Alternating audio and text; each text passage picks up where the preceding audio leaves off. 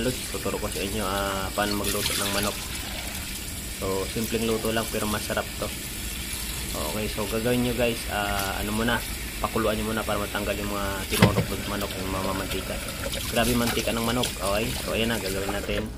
Ayan na, nalaga na natin yan. Tapos sasabaw na natin. Tapos yan, lagyan natin ng tanglad. Tapos kalating buo ng chili cubes para may lasa yung luto natin. Simpleng luto lang to guys pero napakasarap nito. Okay, so healthy to guys kasi wala siyang mantika. Huwag na natin igisa yung mga sibuyas sa mantika. Okay, yan.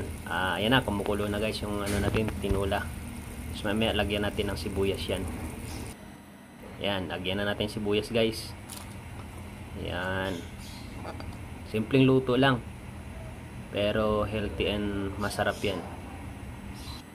So ayan na, kumukulo na guys. So lalagyan natin ng malunggay para mas lalong healthy.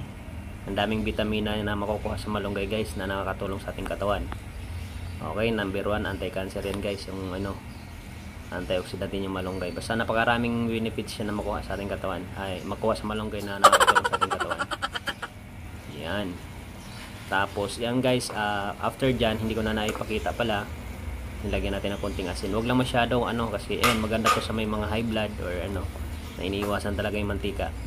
Healthy tong luto ng manok. Simple lang ng luto ng manok pero napakasarap at healthy to. Ilalaga nyo muna bago hugasan para matanggal yung mantika na tinurok nyo sa mga manok. Diba malaki yung manok kasi may mga tinuturok yan. So makita nyo pagka pinakulaan nyo siya, nagmamantika-mantika. Ayan na, luto na yung natin, yung tinula nating manok. Okay, ganyan lang kasimple guys. Ayan. Yun, no?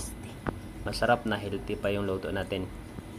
Ganyan lang kasimple. So wala talaga siyang sibo or mantika guys.